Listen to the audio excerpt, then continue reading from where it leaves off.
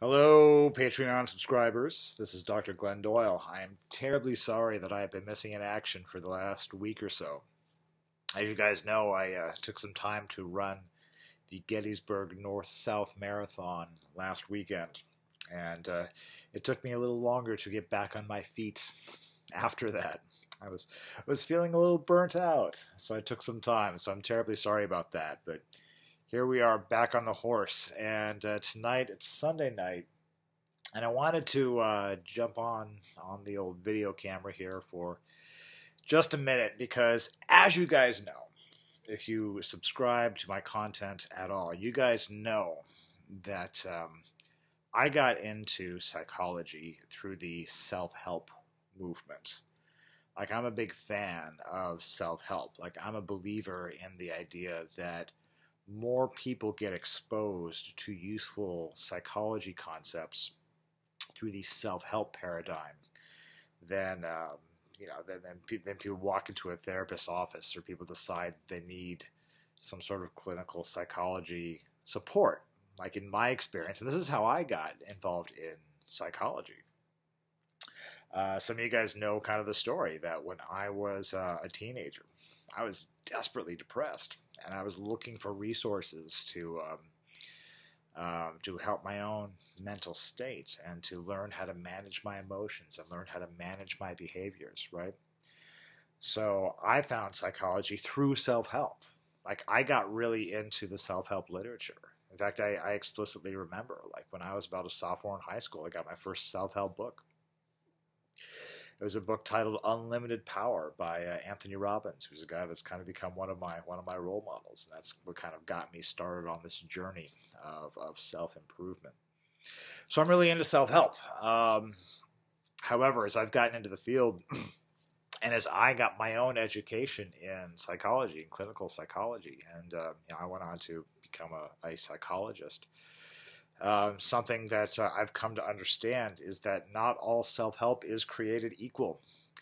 In fact, I have kind of come to understand that there is a lot in the self-help industry that is basically designed not so much to help people. There's a lot in the self-help industry that is basically designed to make a profit, and there are teachers out there in the self-help industry that are really all about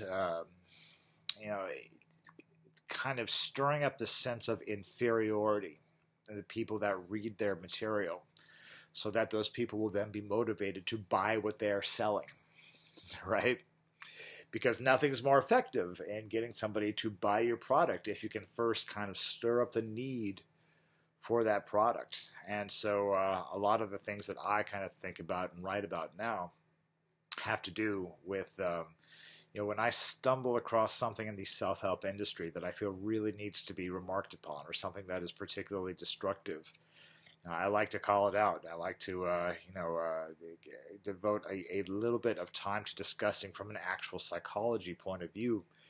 Because if you guys are following my work, if you guys are on this website, if you guys are paying for my Patreon material, it's probably because you too have an interest in improving yourself and sharpening your emotional management skills and improving your own behavioral management skills, right? So you're probably a lot like me, and you're probably a lot like I was when I first started this journey. So this is why I like to talk about self-help stuff that I kind of stumble across that can sometimes be pretty problematic. And I'm going to do everybody a favor. And I'm not going to name names in terms of particular teachers that I find particularly problematic, right? Because my goal here is not to get into a fight with anybody, either other teachers out there or people who follow other teachers out there. So that's not what I'm trying to do. But I will call out some concepts that I think are particularly problematic. And tonight, what kind of caught my attention, I was looking at the page of a reasonably popular self-help guy. He was more popular, 10 or 12 years ago, but he's had some hard times, and now he's kind of in the process of trying to rebuild By the way, you guys can see behind me, I've got Lucy the cat. I've got Lucy the cat who's joining us here. She's my co-facilitator for this video. Hello, Lucy. How are you? I just saw her in the little in the monitor up there. I'm like, oh, we have a tuxedo cat with us, right? Anyway, this guy, he's kind of trying to rebuild his audience base after a few tough years. So he's kind of putting out some material. And tonight, I saw a post of his that read something like the following. He says, look, a lot of people will not succeed because they chase down things that they will never be great at, right? They don't focus, and they don't, they waste their energy trying to be a jack of all trades. And he was trying to make the argument that you shouldn't pursue something that you don't have the potential to be great at. Like he's trying to make the argument that, look, it's like, Mozart wasn't, like to become a great master, like you want to be like Mozart or you want to be like Michelangelo. You don't want to try and do too many things. You want to get really good at those few things that you have the potential to be great at. Which I think is really kind of interesting because anybody who knows anything about Michelangelo, like I happen to be like really, really interested in like Catholic Church history. Like if you guys follow my Faith and Works page, you know that's basically an entire page about Catholic Church history, right? So, if you're interested in the history of Catholicism, you're going to learn a little bit about Michelangelo. He was actually really good at a lot of stuff. Like he was really good at sculpting, and he was really good at painting, and he was really good at architecture. He actually was kind of a jack of all trades, right? So the metaphor that this self-help guy is trying to put out there, doesn't hold water in the first place, right?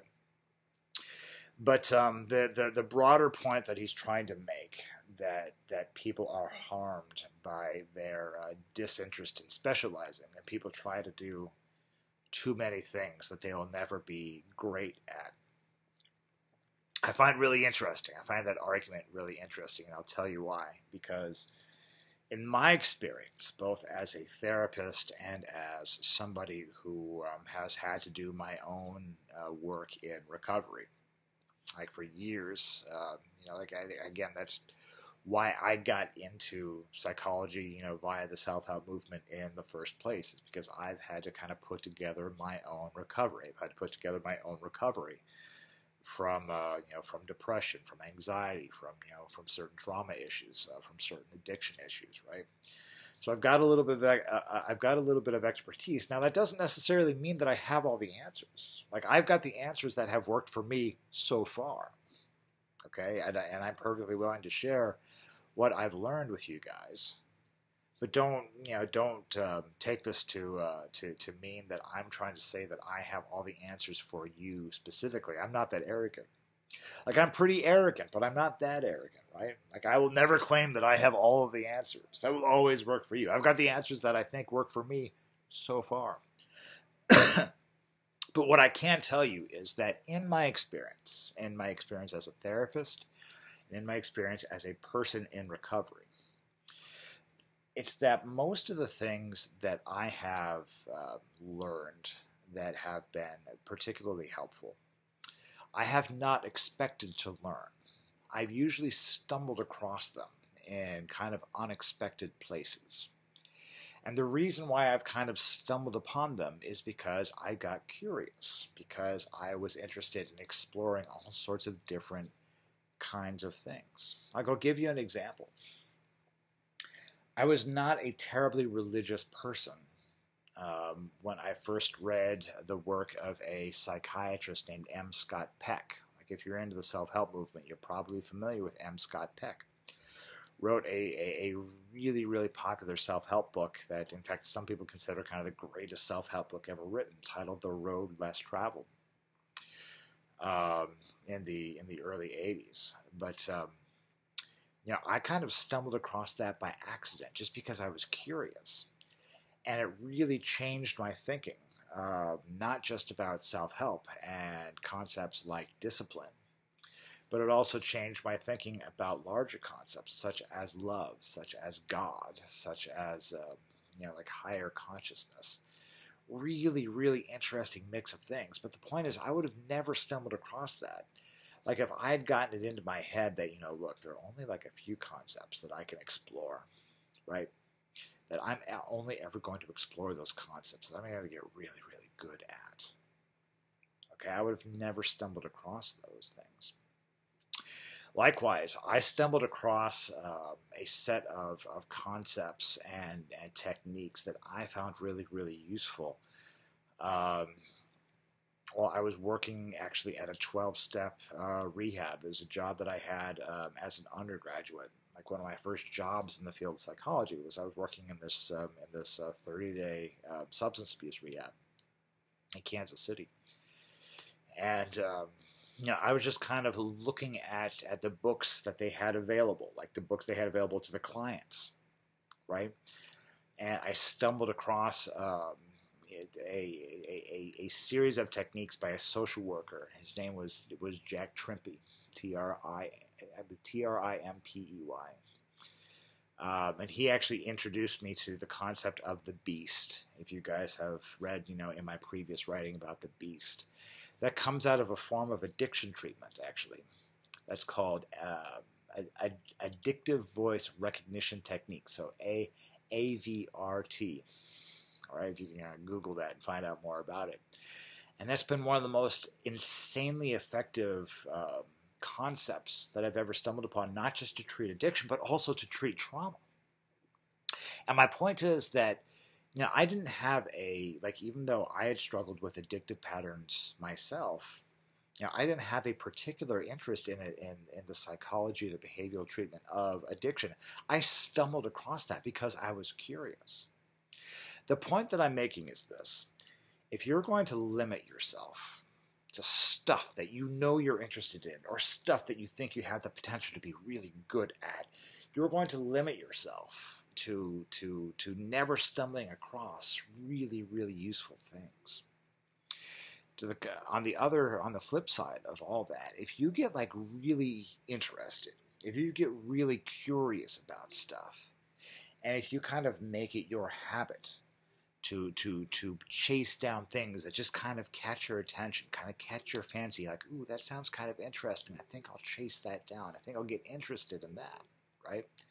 You're going to stumble across all of these useful concepts and all of these useful tools that you can then kind of take and apply to your everyday life. And I can't overstate how useful that is, okay? All of which is to say that, this concept of limiting yourself, this concept of, don't do something unless you know you have the potential to be great at it. And that's not something that's going to serve you. And it's an example of how, some of this self-help stuff, when it's not grounded in empirical research, when it's not grounded in the science of psychology, right? And we can go back and forth about whether psychology is an actual science. I happen to believe that psychology is, in some ways, a less than scientific discipline, but one that uses scientific methodology, and that's good enough for me, right? So we can have discussions about whether psychology is a science or not. But I want you to be really careful when you're taking in material from self-help resources, from people who are not psychologists, people who do not have doctor in front of the name. By the way, which is not to say that if you do have doctor in front of your name, that's not to say that you necessarily know what you're talking about. But when somebody doesn't have, training or a background in psychology, as this guy does not, right? If you actually look into, this guy's history, the self-help guy who I'm talking about, if you actually kind of look into his history, you'll actually see that he actually has a history of claiming things that, as it turns out, weren't true, right?